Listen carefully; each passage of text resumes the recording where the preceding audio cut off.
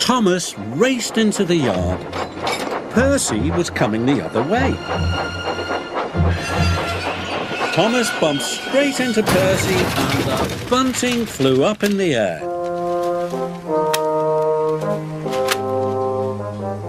Percy's trucks came off the track, and so did Thomas. "You've spilt my bunting," moaned Percy. Percy saw Bertie the bus. He took another big puff and blew. Bertie skidded all over the road. "Percy!" he cried crossly. Trevor the traction engine was taking food to the farm animals. With snow on the ground, they couldn't find any grass to eat. Percy took his biggest puff of all and blew. Trevor was so surprised his trailer bumped into a pile of logs. A log fell off and rolled down the hill. Snow stuck to the log. It turned into a snowball. The snowball got bigger and bigger. Percy was enjoying himself until he saw the snowball. "Oh no!" cried Percy.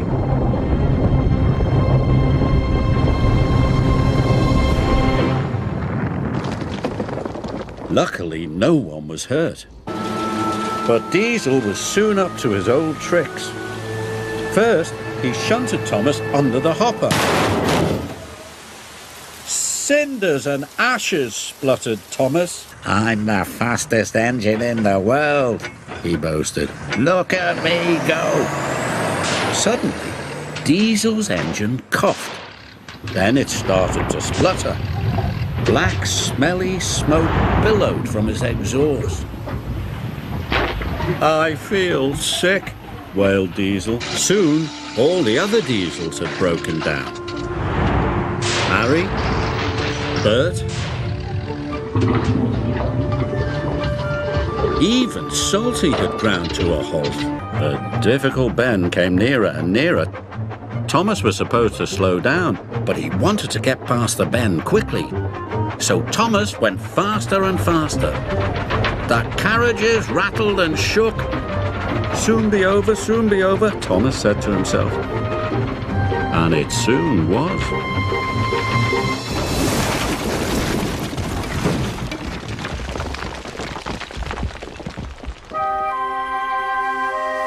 Luckily, no one was hurt. "Runaway trucks are coming," he cried. "You must change the points." The signalman quickly changed the points. The troublesome trucks hurtled into a siding. They biffed and bashed the buffers.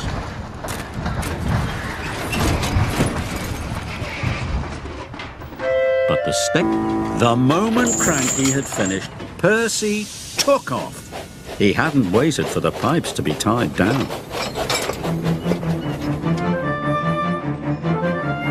Percy rounded the bend. The pipes slipped and fell all over the track. But Percy puffed on. Percy charged down Gordon's Hill. He didn't see Gordon and the express until it was too late. The brake van passed Gordon, but the tar wagons didn't.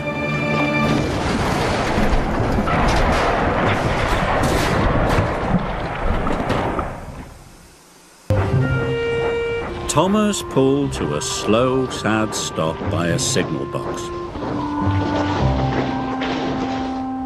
And his driver went for help. "Emily the late engine, Emily the late engine," they sang. This made Emily very cross, and she biffed them very hard. "Oh no," they cried, and splashed into the duck pond. Emily was covered in a floury mess.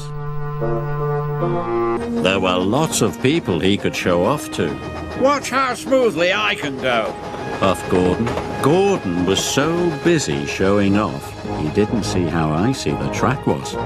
Gordon slid right through the station and into a siding.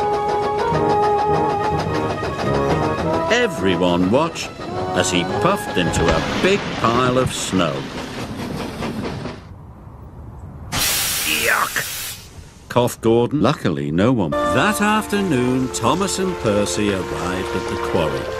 But as the stone was loaded onto the trucks, a big cloud of stone whooshed down and landed right on top of Thomas. Yuck! Coughed Thomas. Engines tried to find the sunniest spot in the coal yard. So James backed up. Suddenly he bumped into a truck. The truck rolled into a lever. Then there was a whooshing sound. Oh no! James puffed. Coal poured out everywhere. It poured onto the tracks and all over Gordon, James and Emily. They weren't gleaming and shiny anymore. Just then, Gordon blew to clean his funnel. Coal dust shot into the air. It covered the Fat Controller and the railway inspector. Sorry. Salty was at the bottom of the hill. He was waiting for a signal. He didn't know Thomas was coming down the hill. Thomas was out of control.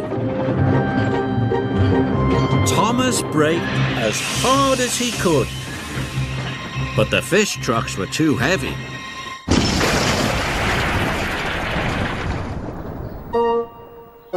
Oops, said Thomas. Sorry. Salty was covered in fish. Never mind me, Artie, said Salty. The smell reminds me of the sea. Thomas was ready to go. But the shunters hadn't released the brakes on the trucks. Thomas pulled as hard as he could, but the trucks wouldn't move. I have to hurry, puffed Thomas. He heaved, he huffed, and he puffed, and at last, the coupling broke. Thomas shot forward, cocoa powder flew everywhere.